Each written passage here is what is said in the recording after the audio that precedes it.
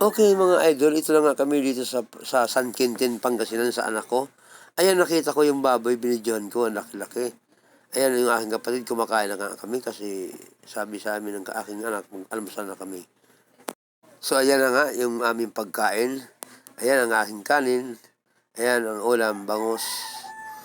Ayan. Kain po tayo mga idol. Ayan pa, meron pa yung balat ng baka. Sarap. Itong ating ulam, may siling sausawan. Ayan ang aking kapatid. Puro kain lang siya. Ito naman yung isdang pil. Pagkatapos namin kumain, pumunta kami doon sa kabilang bahay, doon sa bahay ng kanyang asawa, bahay na dati nila. Ayan, dito kami sa harapan.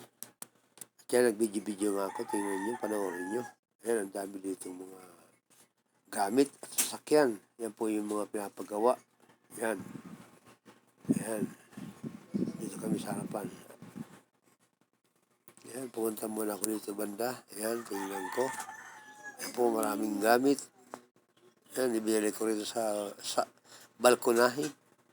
Ayan, pumasok ako sa loob at para tingnan ang mga laman nito. Kasi nga daw, sabi ng aking anak, nasunog din mga ito sa bandang bubungan. Yung mga kisame, mga pamakuan. Ayan, inikot ko ang aking camera, tingnan ko ang loob. Ayan, ayan, ito ang bahay po ng aking manugang na si Eden. Ayan, napakalaki po ng bahay nila. Mga idol, ituloy natin ang aking videos. Ayan na nga, nagyaya ang aking anak papunta dito sa Maliko. Barangay Maliko. Ayan po ang mga daanan namin. Tarik na tarik. Ayan, Barangay Maliko sa Nicolas. Yan po yan, Pangasinan. Yan, ito na, nasa biyahe na po kami. Binibidyo-video ko po yung mga dumadaan at kami ay nag-stop over. Ayan po ang aking anak.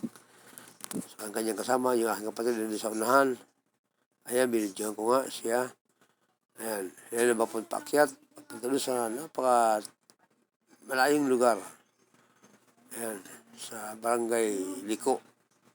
Ayan, doon ang kalsada. Ayan, panoorin po natin at ating matunghayan ang aking pinagdaanan. So yan guys, nag-stop over ulit kami. Ito. Ayan, namamangha po ako sa mga nakikita ko kasi tarik na tarik talaga ang daanan. Ayan, panoorin nyo yan. Ito yung medyo pinapahinga ng mga sasakyan pag medyo napapagod na. Ayan, binidyan ko nga ito. Oh. Ang yung sasakyan namin. Ayan, marami sila. Pakyat. Ayan. Dito ako naka-stop over ulit. So, patuloy pa rin tayo. So, yan yung mga idol. Kinulang ko itong lugar na ito kasi namamangha ako sa sobrang ganda. Ayan yung mga sasakyan. Dahan-dahan lang silang tumatakbo. Ang aking kapatid, ayan. Doon yung aking anak sa dulo. Nasa ulihan siya. Ayan, dumano sila. Nakadaan yung mga sasakyan. Ikot ko ulit yung aking camera. Ayan po. Oh, puro po bulok at bangin. Ang inyong makikita.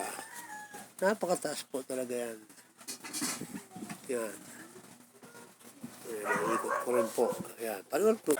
Ayan na nga po guys, binidyoan ko ng aking sarili at tingnan ko yung kalsada na ngayon. Napaka-liko talaga at tarik na tarik. Ayan o. Panoorin niyo po. Talaga, sobra talaga ang tarik. Grabe. Ayan. Ayan o. Tarik na tarik po talaga ang mga dinadaanan namin dito sa lugar. Puro kabundukan na kalbo. Ayan. O yan, ayan siya, ang aking kapatid, nandun sa dulo. O, tayo yung kalsada po. Naku, ayan yung, talaga naman, grabe mag-drive mga yan. Sige tuloy. So, ayan nga ulit, binidyoan ko ulit ito, stop over kami. Ayan, tingnan ko yung mga bundok. Ayan, talagang kalbong-kalbo. Ayan, ayan, ito naman yung mga, kahoy na dalawang kulay. May orange na may green pa. Ayun nga po yung kalsada na daan namin. Talagang super liko. Layo pa na pupunta namin. Wala pa kami sa kalahatian. Yan. Yan o. Yung mga bundok dito, may mga harang. Ayan, gagaling ng mga nagra-rides dito. Ayan. Marami pong umakyat dito. Ang oras po niyan ay mga alas 4. Oras namin, pakyat. Ayan. Aking anak. Ayan, ulit, stop over ulit kami. Panoorin nyo.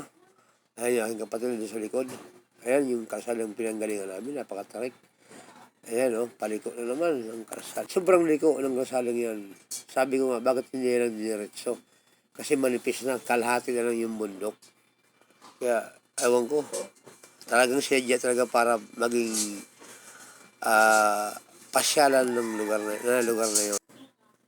So ito na nga guys, tumigil ulit kami dito para mag-video. Ayan yung anak ko. Ayan, tingnan ko ito, sinip ko lugar ito kasi napakaganda rin ng lugar ito. Ayan, mga maraming ginagawa pa mga bahay para pasyalan yata. Ayan, ayan yung pinanggalingan namin pa sa baba, paakyat dito sa taas na to. Ayan, ayan, mapunta dyan.